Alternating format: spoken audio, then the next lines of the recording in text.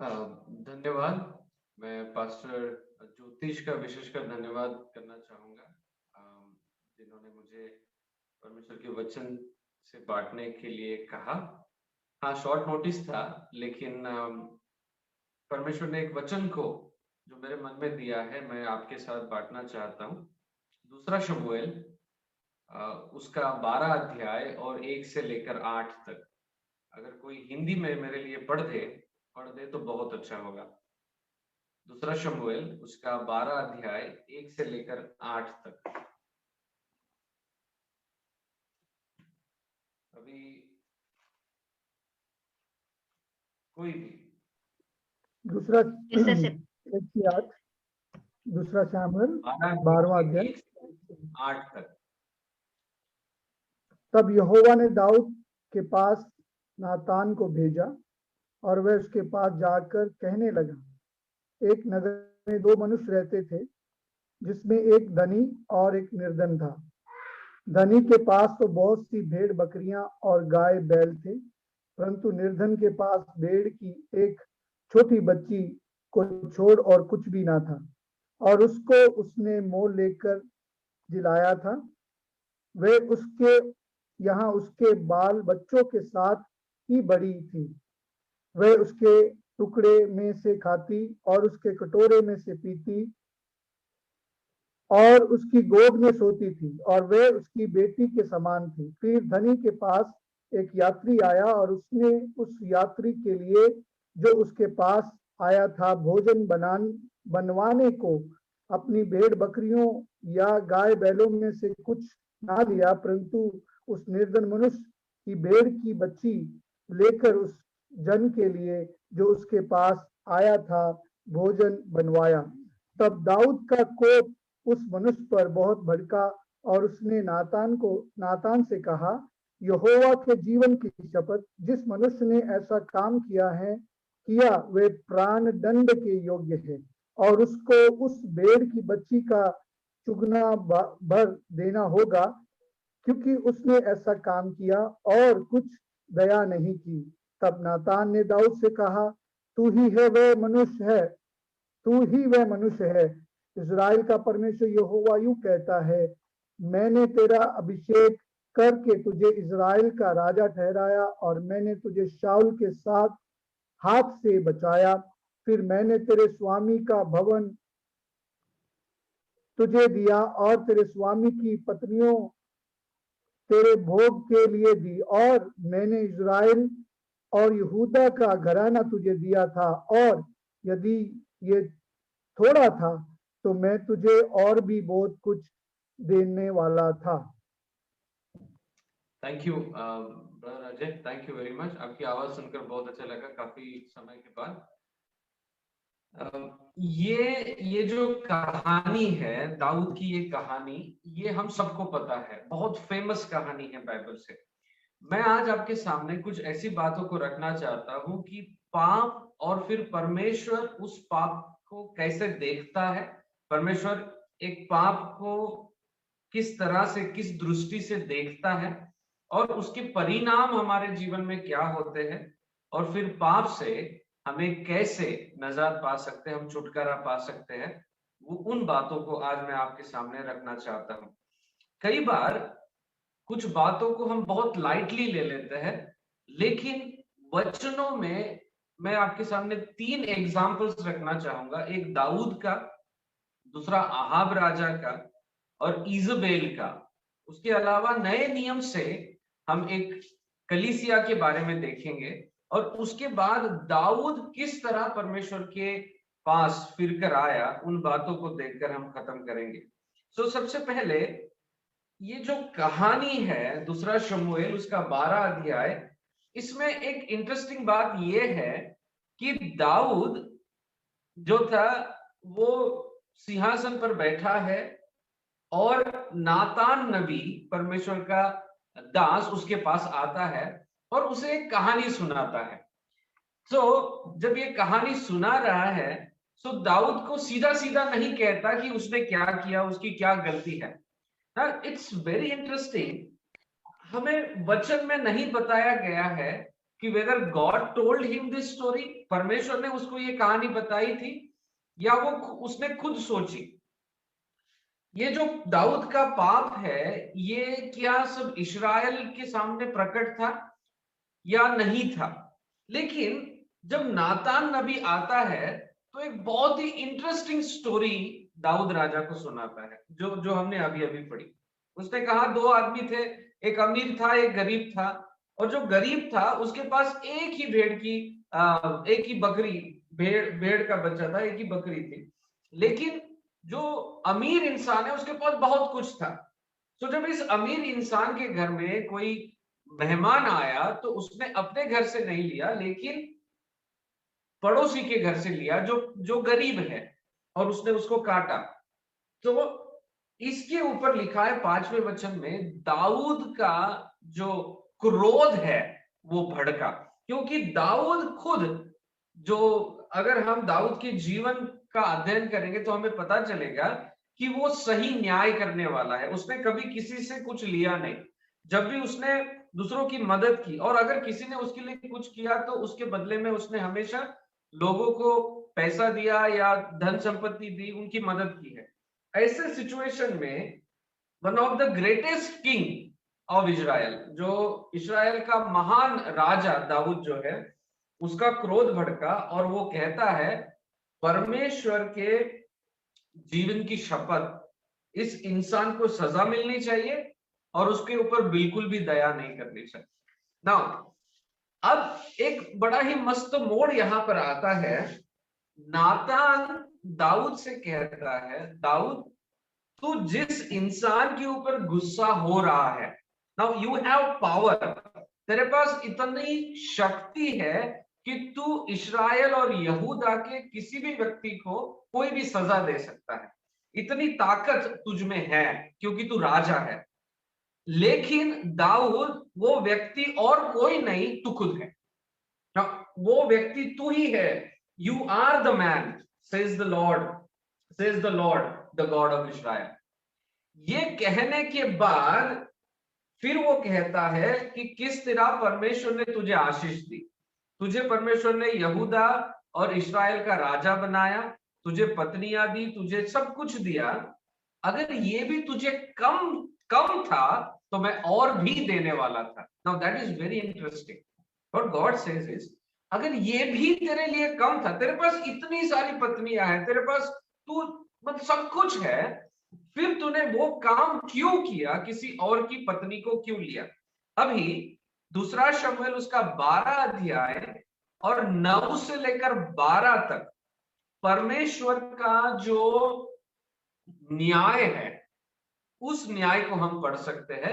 9 से लेकर 12 मैं आपके लिए हिंदी में पढ़ूंगा। यहां लिखा है, तूने यहोवा की आज्ञा तुच्छ जानकर क्यों वह काम किया जो उसकी दृष्टि में बुरा है? हित्ती उरिया को तूने तलवार से घात किया और उसकी पत्नी को अपनी कर लिया है, और उरिया को अमोरियों की तलवार से मरवा डाला है। इसलिए अब देखिए, परमेश्वर नातान के द्वारा उसे बता रहा है कि एग्जैक्टली उसने क्या गलत किया। वो बताने के बाद परमेश्वर का न्याय जो है वो इस प्रकार से है, इसलिए अब तलवार तेरे घर से दूर नहीं होगी, क्योंकि उसने तलवार से मरवा डाला, क्योंकि तूने मुझे तुच्छ जानकर हित्ती उरिया की पत्नी को अपनी पत्नी कर लिया है। फिर आगे वो कहता है यहोवा यो कहता है कि सुन, मैं तेरे घर में से विपत्ति उठाकर तुझ पर डालूंगा और तेरी पत्नियों को तेरे सामने लेकर दूसरे को दूंगा, और वह दिन दोपहरी में तेरी पत्नियों से कुकर्म करेगा।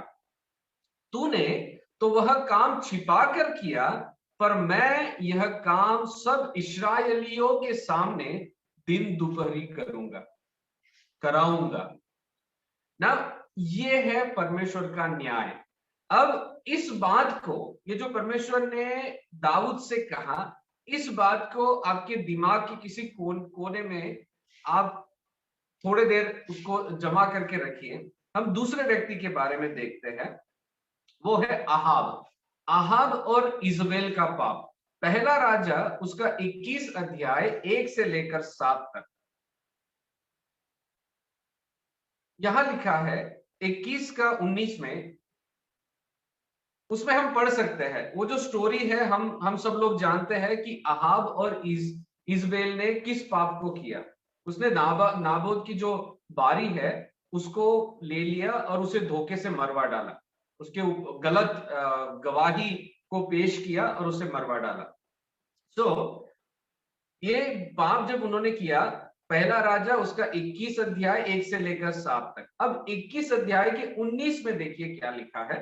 उसमें इस प्रकार से लिखा है, एलिया ने कहा यहोवा यूं कहता है। अब दाऊद के पास परमेश्वर ने नातान को भेजा और अहाब के पास परमेश्वर ने एलिया को भेजा। एलिया ने कहा यहोवा यूं कहता है कि जिस स्थान पर कुत्तों ने नाबोत का लहू चाटा, उसी स्थान पर कुत्ते तेरा भी लहू चाटेंगे। 21 का 23 में लिखा है, और इजबेल के विषय में यहोवा यह कहता है कि इजराइल के किले के पास कुत्ते इजबेल को खा डालेंगे। अभी आप ये देख सकते हैं कि दाऊद ने जैसे दूसरे के साथ किया, परमेश्वर कहता है मैं वैसा ही तेरे साथ करूंगा। तूने तलवार से उरिया को मार दिया, तो अब तलवार तेरे घराने पर आएगी, तेरे घर पर आएगी। तूने दूसरे की पत्नी को अपनी पत्नी कर लिया, अब मैं तेरी पत्नियों को दूसरों को दे दूंगा। तूने तो छिपकर काम किया, मैं दिन दोपहर ही वो काम करूंगा। और अहाब और इजबेल के बारे में भी परमेश्वर ये कहता है कि उसका लहू बहा था, वो जो बारी है वहां उसका लहू बहा। तो इसलिए बोला परमेश्वर ने, जैसे नाबोत का लहू चाटा था कुत्तों ने, वैसे ही तेरा भी लहू चाटा जाएगा। अहाब से कहा और इजबेल से कहा कि कुत्ते उसे खा डालेंगे। अभी पहला अहाब के बारे में जो भी प्रतिफल हुआ है, चलिए मैं आपको एक और दूसरे नए नियम में एक और एग्जाम्पल की ओर ले जाता हूं, जो है प्रकाशित वाक्य उसका 2 अध्याय और 2, 3, 4, 5 मैं आपके लिए पढ़ना चाहूंगा। प्रकाशित वाक्य उसका 2 अध्याय 2 से लेकर 5 तक। मैं तेरे काम और परिश्रम और तेरा धीरज जानता हूं, और यह भी कि तू बुरे लोगों को तो देख नहीं सकता, और जो अपने आप को प्रेरित कहते हैं और है नहीं, उन्हें तूने परख कर झूठा पाया। और तू धीरज धरता है और मेरे नाम के लिए दुख उठाते उठाते थका नहीं। पर मुझे तेरे विरुद्ध ये कहना है कि तूने अपना पहला सा प्रेम छोड़ दिया है। तो चेत कर कि तू कहां से गिरा है, और मन फिरा और पहले के समान काम कर, और यदि तू मन न फिराएगा तो मैं तेरे पास आकर तेरी दीवट को उस स्थान से हटा दूंगा।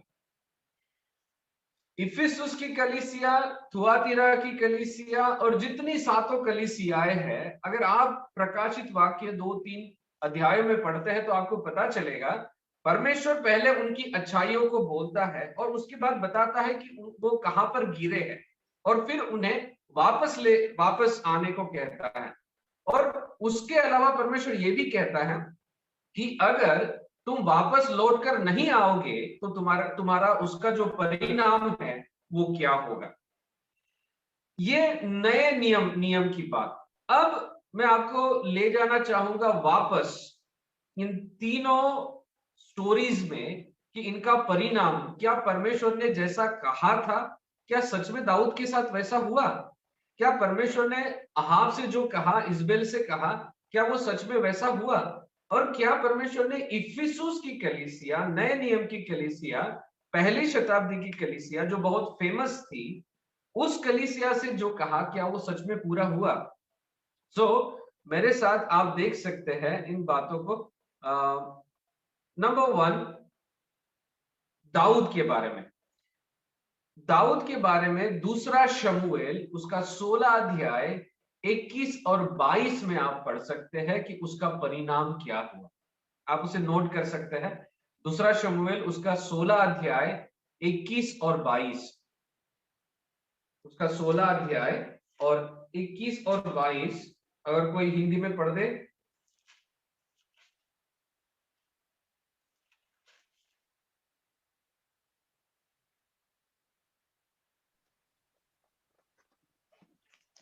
अगर कोई हिंदी में पढ़ दे। अहीतोपेल ने अबशालोम से कहा, जिन रखैलियों को तेरा पिता भवन की चौकसी करने की छोड़ गया, उनके पास तो जा, और जब सब इजरायली यह सुनेंगे कि अबशालोम का पिता उनसे दिन करता है, तब तेरे सब संगी हिया बांधेंगे। अतः उसके लिए भवन की छत के ऊपर एक तंबू खड़ा किया गया, और अबशालोम समस्त इजराइल के देखते अपने पिता की रखैली के पास गया। देखिए एग्जैक्टली चलेगा।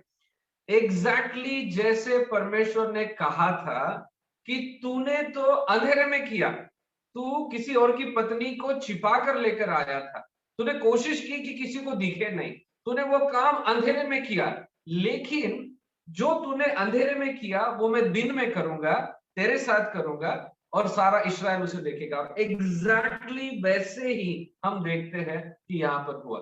दिन दोपहरी में तंबू लगाया गया और सारे इस्राएल ने देखा कि किस तरह दाऊद की पत्नियों के साथ कुकर्म किया गया। ये दाऊद के साथ। दूसरा शमूएल उसका 13 अध्याय 28 से 29 तक अगर आप पढ़े तो जो तलवार की बात है वो भी आप वहां पर पढ़ सकते हैं, आप उसे नोट कर सकते हैं। उसके बाद अहाब के बारे में जब आप देखेंगे तो अहाब का पहला राजा उसका 22 अध्याय 35 और 38 में लिखा है। 35 में देखिए इस प्रकार से लिखा है, पहला राजा उसका 22 अध्याय 35। और उस दिन युद्ध बढ़ता गया और राजा अपने रथ में औरों के सहारे अरामियों के सम्मुख खड़ा रहा, और सांझ को मर गया, और उसके घाव का लहू बहकर रथ के पौदान में भर गया। ये अहाब के साथ हुआ। और दूसरा राजा उसका 9 अध्याय 36 और 37 में इस प्रकार से लिखा है, येहू इजराइल ने उसे कहा उसे नीचे गिरा दो। सो उन्होंने उसे नीचे गिरा दिया इजबेल को, और उसके लहू के कुछ छींटे भीत पर और कुछ घोड़ों पर पड़े, और उन्होंने उसको पांव से लताड़ दिया। जब वे उसे मिट्टी देने गए तब उसकी खोपड़ी, पांव और हथेलियों को छोड़कर उसका और कुछ न पाया। सो उन्होंने लौटकर उससे कह दिया। तब उसने कहा, यह यहोवा का वचन है जो उसने अपने दास तिशबी एलिया से कहलवाया था कि इजबेल का मांस इजराइल की भूमि में कुत्तों से खाया जाएगा, और इजबेल की लौट इजराइल की भूमि पर खाद की नाई पड़ी रहेगी, यहां तक कि कोई न कहेगा यह इजबेल है। एग्जैक्टली जैसे आहाब और इजबेल ने दूसरों के साथ किया, जो गलत काम किया, वही काम परमेश्वर ने उनके साथ किया।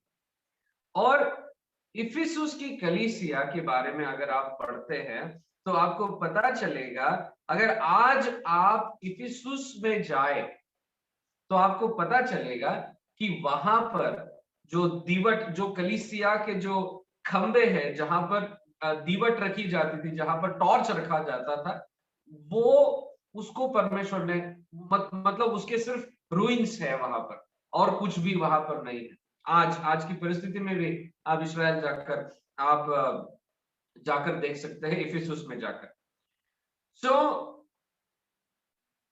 अगर हम सोचे कि हमारा परमेश्वर जिसकी हम आराधना करते हैं, जो परमेश्वर प्रेम से भरा हुआ परमेश्वर है, वचन कहता है कि परमेश्वर ने संसार से इतना प्रेम किया कि उसने अपने इकलौते पुत्र को भेज दिया। यीशु मसीह हमारे लिए मरा। सो वो प्रेम करने वाला परमेश्वर है, वो प्यार करने वाला परमेश्वर है।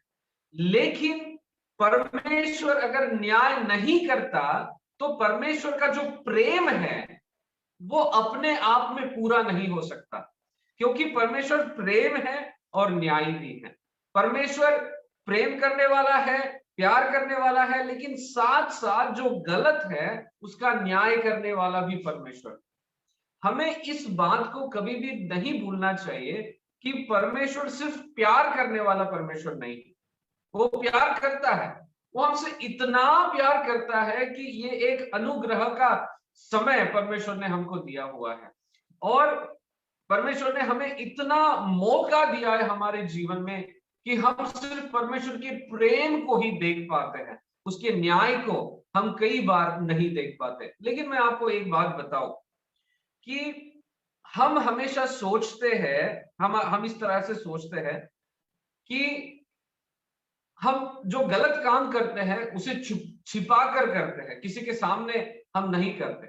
लेकिन मैं आपको बता दूं एक सच्चाई, जो काम आप छिपा कर करते हैं परमेश्वर उसे खुला करता है, पक्का है, ये बात पक्की है। आप इसका जो प्रूफ है वो वचन है, जो भी दाऊद ने किया, इजबेल ने किया, इफिसुस की कलीसिया ने किया, सबके साथ परमेश्वर ने उनका जैसे उन्होंने गलत काम किया उसका बदला परमेश्वर ने दिया।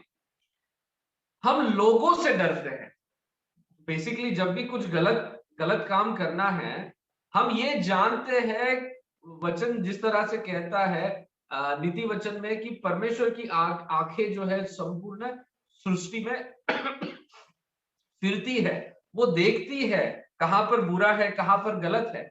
लेकिन हम कभी भी वो ध्यान नहीं रखते कि परमेश्वर मुझे देख रहा है।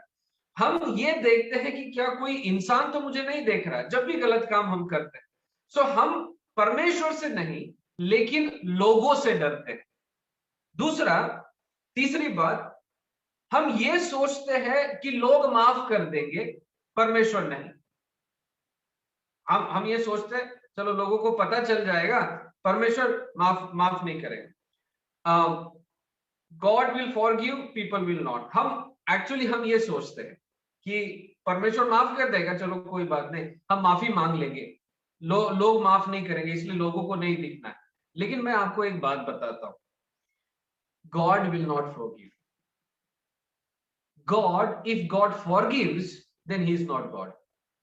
अगर बिना पश्चाताप के, मेरा कहने का मतलब बिना पश्चाताप के अगर परमेश्वर माफ कर दे तो फिर वो परमेश्वर न्याय नहीं हुआ। सो परमेश्वर का जो टोटल एट्रीब्यूट है वो नहीं आएगा, तो फिर वो परमेश्वर नहीं रहेगा। इसलिए परमेश्वर बिना पश्चाताप के माफी नहीं देगा।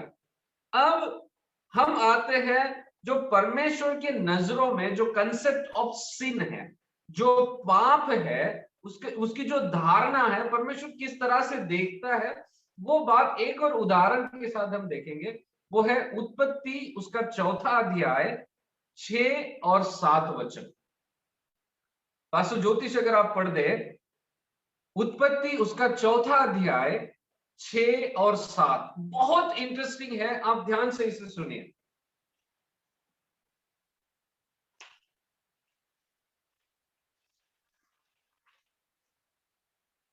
और 7 उत्पत्ति 4:6 और 7। तब यहोवा ने कैन से कहा, तू क्यों क्रोधित हुआ और तेरे मुंह पर उदासी क्यों छा गई है? यदि तू भला करे तो... हाँ, परमेश्वर कैन से कह रहा है तू क्यों गुस्सा हुआ, तेरे मुंह पर उदासी क्यों छाई। हम स्टोरी को जानते हैं, हम स्टोरी के बारे में नहीं देखे। उसे जैसे बलिदान लेकर आना था उसने नहीं लाया है और वो अपने भाई से गुस्सा है। सो परमेश्वर उससे बातचीत कर रहा है कि तू गुस्सा क्यों हुआ, तेरे मुंह पर उदासी क्यों छाई है। आगे, यदि तू भला करे तो क्या तेरी भेंट ग्रहण ना की जाएगी, और यदि तू भला ना करे तो पाप द्वार पर छिपा रहता है और उसकी लालसा तेरी ओर होगी और तुझे उस पर प्रभुता करनी है। तब तुझे उस पर प्रभुता करनी है ना। परमेश्वर कैन के सामने एक मानो एक शेर का पिक्चर रखता है। परमेश्वर कहता है हाउ इज दिस थिंग, पाप कैसा है? पाप ऐसा है मानो जैसा कोई शेर हो जो छिप कर बैठा हुआ है। वो तब तक इंतजार करता रहता है जब तक वो जो जानवर जिसका वो शिकार करने वाला है वो सही जगह पर ना आ जाए, उसके उसके बिल्कुल एक सेफ जोन में ना आ जाए जहां पर वो उसके ऊपर अटैक कर सके। तब तक वो छिपा बैठता है शेर और इंतजार करता रहता है। और जैसे ही वो व्यक्ति वो जानवर उसके उस जोन में आ जाता है जहां उसका शिकार किया जा सकता है, तब वो शेर उसके ऊपर झपट पड़ता है। सो परमेश्वर कैन से कह रहा है पाप भी वैसे ही है, पाप भी वैसे ही है। नाउ इट्स वो तुम्हारे पास नहीं आ रहा है, वो छिपकर बैठा हुआ है, वो एक जगह बैठा है। अब तुम खुद हो जो उसके पास जा रहे हो। सो परमेश्वर उसको कहता है तुझे उस पर प्रभुता करनी है। वो कोशिश कर रहा है पाप कि वो तुझ पर तुझे दबोच दे, तुझे तुझे निगल ले, तुझे पकड़ ले। लेकिन कैन को परमेश्वर बोलता है कि तुझे उसके ऊपर प्रभुता करनी, या you have to overpower it, overpower it. Now अगर हम भजन संहिता उसका 51 अध्याय देखें, सो आपको यहां पर एक बात पता चलेगी। मैं आपको सीधा पश्चाताप की ओर लेकर जाना चाहूंगा, लेकिन पाप के बारे में थोड़ी कुछ बातें आपको जरूर बताना चाहूंगा। यीशु मसीह ने जब क्रोध के बारे में बताया, व्यभिचार के बारे में बताया, सो यीशु एक नया कंसेप्ट लोगों के सामने लेकर आए, एक नई नई बातों को यीशु मसीह ने यहूदियों के सामने रखा जो उन्होंने शायद सपने में भी नहीं सोचा होगा। यीशु मसीह कहते हैं तुम सुन चुके हो, तुम हजारों सालों से सुनते आ रहे हो कि अगर व्यभिचार किया जाए तो उसको दंड दंड मतलब फिजिकली व्यभिचार अगर कोई करता है तो उसको दंड दिया जाना चाहिए। लेकिन मैं तुमसे कहता हूं कि यदि कोई अपने मन में विचार भी करे तो भी वो उसके उस दंड के लायक है। फिर यीशु मसीह कहता है तुम सुन चुके हो कि हत्या न करना, लेकिन मैं तुमसे कहता हूं कि यदि तू गुस्सा करता है, मन में गुस्सा करता है, अगर तू सोचता है तो भी तू उसी दंड के लायक है जो एक खूनी से करना, खूनी को दिया जाना चाहिए। Now what Jesus is doing here is this, यीशु मसीह ये कर रहे हैं, यीशु मसीह जो शारीरिक रूप से हुआ गया एक्शन है, जो कार्य है, वो कार्य शरीर से होने से पहले जो दिमाग में होता है, यीशु मसीह उसका इलाज, वो जो जड़ है वहीं पर उसका इलाज करना चाहता। That's very interesting. और यीशु मसीह कहते हैं कि गुस्सा, सबसे पहले तो गुस्सा करेगा, गुस्सा करने के बाद फिर क्रोध करेगा, उसके बाद फिर वो बढ़ता जाएगा बढ़ता जाएगा बढ़ता जाएगा। तो अपने दिमाग में पहले उस इंसान को मारेगा और फिर वही बात तू एक्शन में लेकर आएगा और वो फिर तेरे बॉडी से तू करेगा। सो कैन को भी परमेश्वर यही कह रहा है, इट्स नॉट कि वो तेरे पास आ रहा है, वो छिपकर बैठा हुआ है। Now you have to understand that, आप तुझे समझना है कैन कि वो तुझे निगलने के लिए, तुझे मारने के लिए, तुझे अपने कब्जे में करने के लिए बैठा है, लेकिन तुझे उस पर कब्जा करना है। एग्जैक्टली वैसे ही बात यीशु मसीह कहते हैं कि मन में आने से पहले, तुम्हारे जो मन में आती है वो बात, वही से अगर उसको खत्म कर दिया जाए तब जाकर तुम उससे बच सकते हो, वहां तक नहीं पहुंच सकते। अगर हम अयूब के बारे में पढ़ते हैं तो मैं आपको एक बात बताता हूं। अयूब ने इस प्रकार से कहा, जब वो अपने दोस्तों से बात कर रहा था, तब वो कहता है मैंने अपनी आंखों से वाचा बांधी, मैंने अपनी आंखों से वाचा बांधी है कि मैं किसी कुंवारी की और गलत नजर से ना देखूं। What a wonderful thing he has done in his life.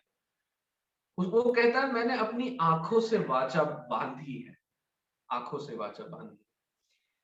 हम लोग जब हम दुख में होते हैं, जब हम लोग कष्ट में होते हैं, तब हम सोचते हैं अगर मैं मर जाऊं तो अच्छा है। कई सारे लोग इस तरह से सोचते हैं। कई सारे लोग सोचते हैं ये जिंदगी अगर खत्म हो जाए तो बेहतर है, क्योंकि मैं परमेश्वर के पास चला जाऊंगा। लेकिन मैं आपको एक बात बताऊं, परमेश्वर ने इंसान को मरने के लिए नहीं बनाया। परमेश्वर ने इंसान को मरने के लिए नहीं बनाया, परमेश्वर ने इंसान को जीने के लिए बनाया।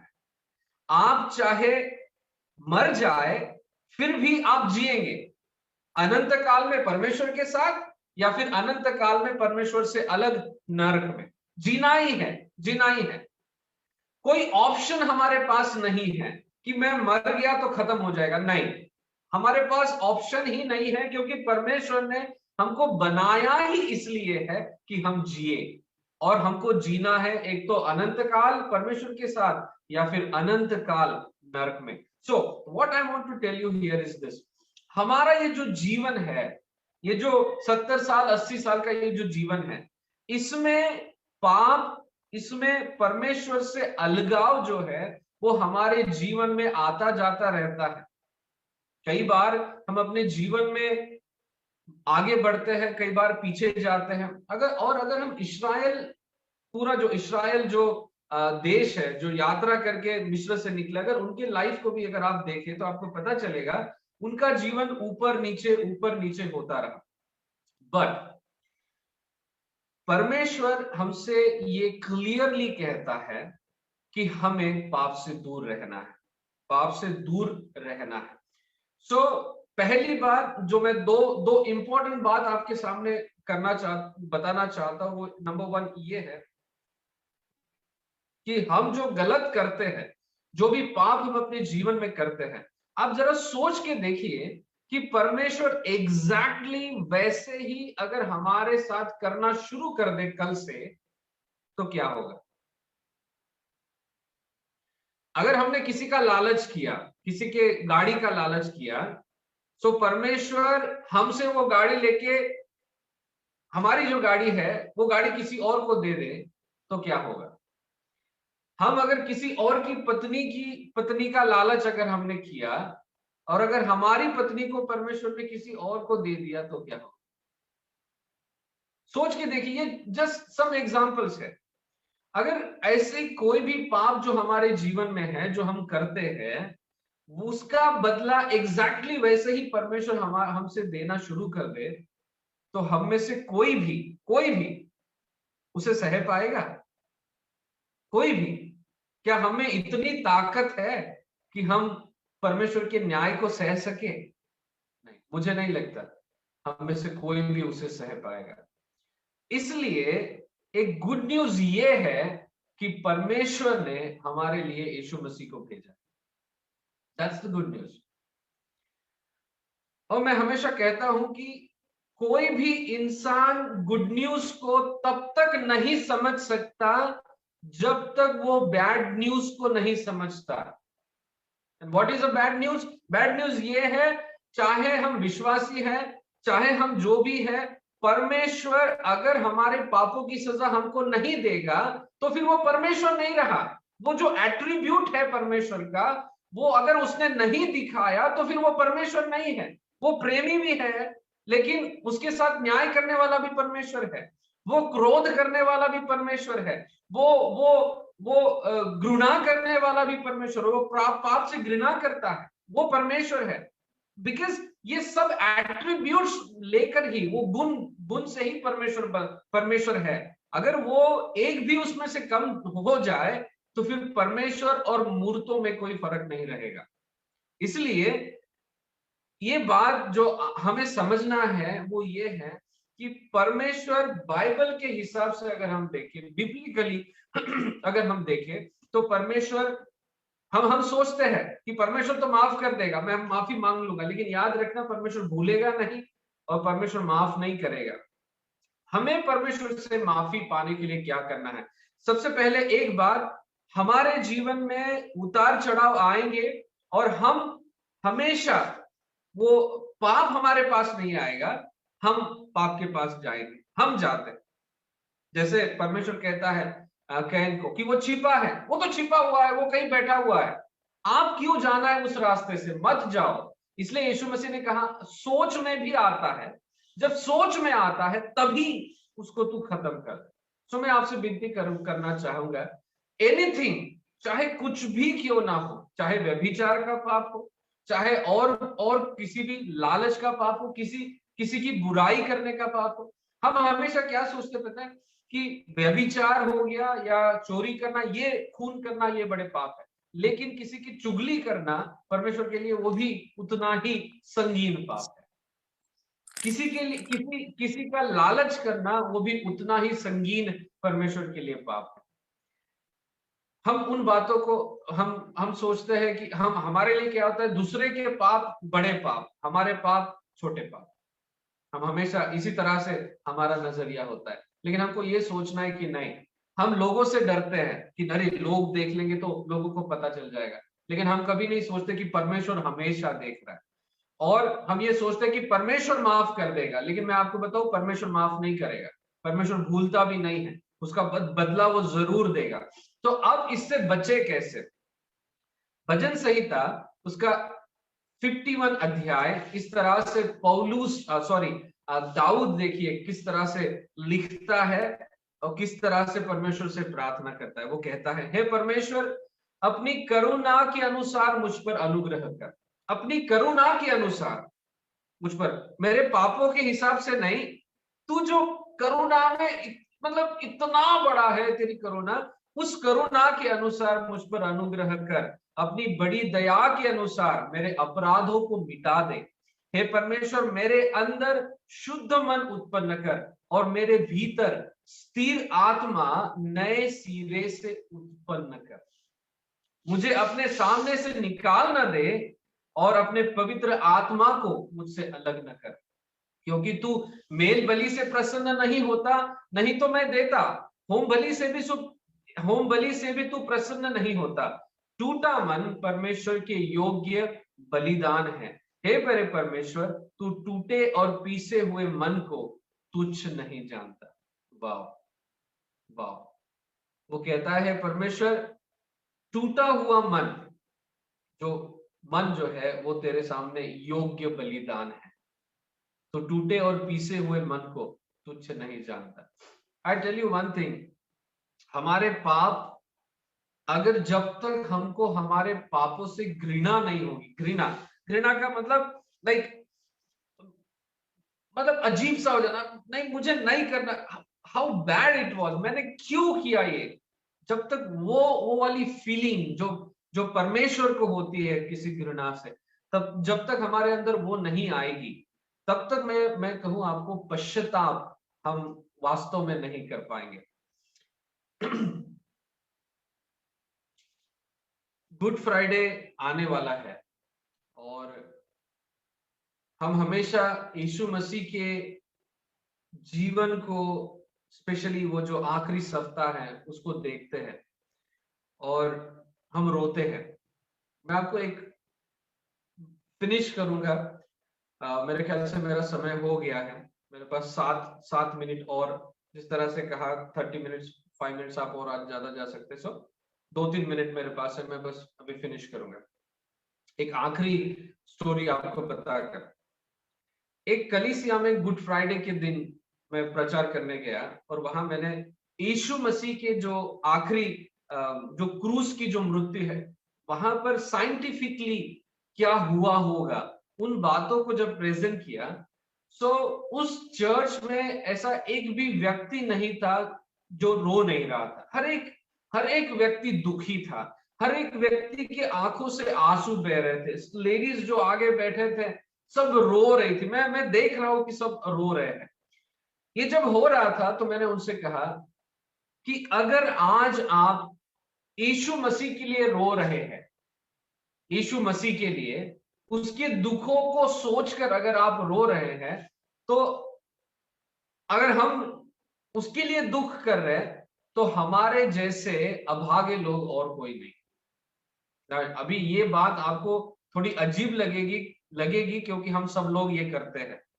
हमें जो हम मसीह हैं, हमें बचपन से फ्राइडे, गुड फ्राइडे के समय में वो जो समय होता है उस समय हम दुख मनाते हैं।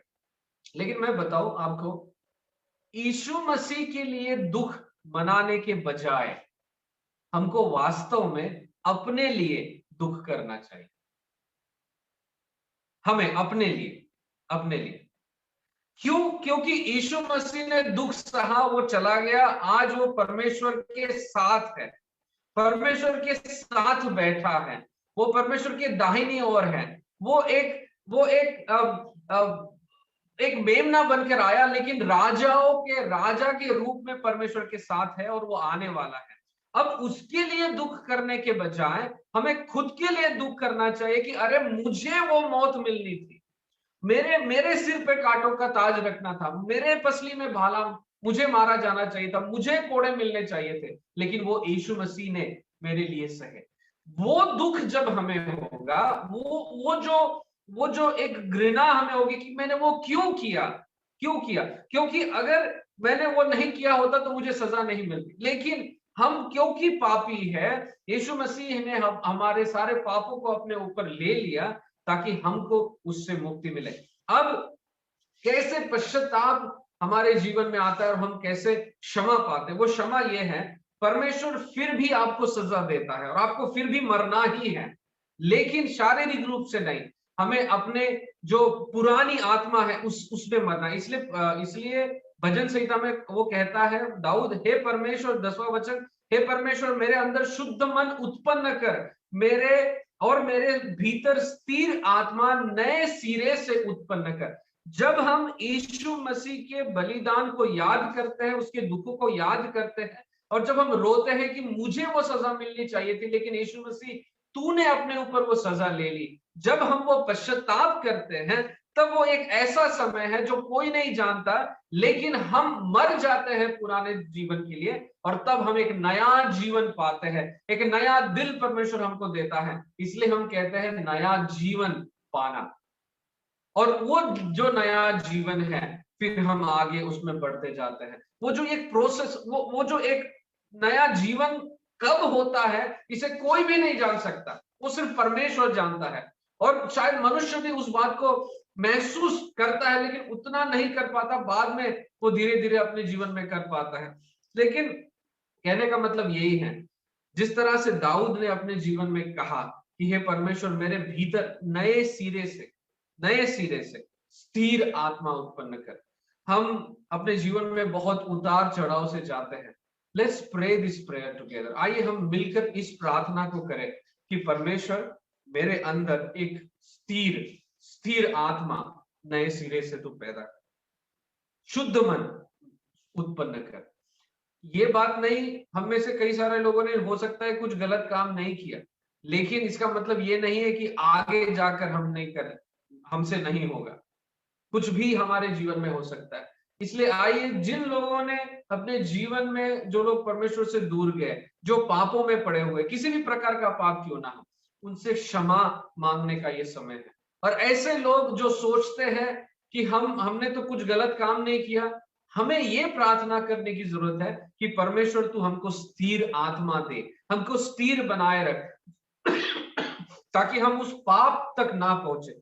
जो लोग उस पाप तक पहुंच गए और जिसने वो पाप ने जिनको दबोच कर रखा है, उनको ये प्रार्थना करने की जरूरत है कि हे परमेश्वर तू अपनी महान करुणा के अनुसार मुझ पर अनुग्रह कर और अपनी बड़ी दया के अनुसार मेरे अपराधों को मिटा दे। और उन लोगों को जो सोचते हैं कि हमने गलत नहीं किया, उन लोगों को ये प्रार्थना करनी चाहिए, प्रभु मेरे अंदर शुद्ध मन तू उत्पन्न कर, भीतर स्थिर आत्मा दे खुदा, ताकि मैं जब अपने जीवन में जाता हूं तो पाप की तरफ ना जाऊं, नहीं तो वो मुझे दबोच लेगा। मुझे उससे बचाकर अपने जीवन में आगे बढ़ने के लिए सामर्थ्य दे। तो आइए, क्योंकि परमेश्वर 17 वचन कहता है, भजन संहिता 91 का 17 की टूटा मन परमेश्वर के योग्य बलिदान है। हे परमेश्वर तू टूटे और पीसे हुए मन को तुच्छ नहीं जानता। सो आइए इस रात के समय हम अपने मनों को तैयार करते हुए परमेश्वर के सामने जाए, उससे प्रार्थना करें और अपने जीवनों को एक नए सिरे से, एक नए रूप से परमेश्वर के हाथों में सौंप दे। क्योंकि हम पृथ्वी के नमक है, हम ज्योति है, और परमेश्वर ने हमें इसलिए रखा कि हम एक उदाहरण की नाई इस दुनिया में चमके और उसके नाम को जलाल दे, उसकी महिमा हम कर सके। So thank you very much. परमेश्वर आपको बहुत बहुत आशीष दे और इस वचनों के अनुसार चलने के लिए सहायता और मदद करे। Thank you. Amen, amen, amen. Thank you, Jesus. Thank you, Lord. Pastor Joy, really, with my whole heart, I'm saying that कि हमने बहुत बरकत पाई है। और आज पाक रूह ने, मुझे नहीं पता आप सब लोगों की क्या कंडीशन है, मेरे दिल को झंझोड़ा बहुत सारी बातों में। Because never think that we are coming and sitting in the presence of the Lord and हम हर रोज दुआ करते हैं, हम कलाम पढ़ते हैं, तो हमारे अंदर कुछ ऐसा नहीं है। कलाम मुकद्दस में लिखा है, उन लोमड़ी बच्चों को, लोमड़ियों को पकड़ो, लोमड़ी बच्चों को जो पाकिस्तान को खराब करती हैं। बहुत सारी लोमड़ी बच्चे हैं जो हमारे पाकिस्तान को खराब कर रहे हैं। और जैसे खुदा के खादिम ने कहा कि हम उसके लिए दुआ करें इस वक्त। अगर आप समझते हैं कि आप किसी सिन में नहीं है, तो ये मैं समझती हूँ कलाम के मुताबिक आप झूठ बोल रहे हैं।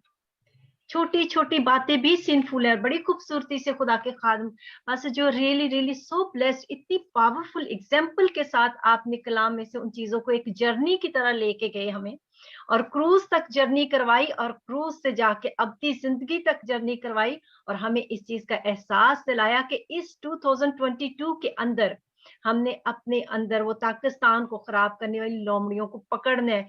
हमने, खुदा माफ करने वाला खुदा है, लेकिन याद रखे हर एक चीज हिसाब में लाई जाएगी, किताबें खोली जाएगी।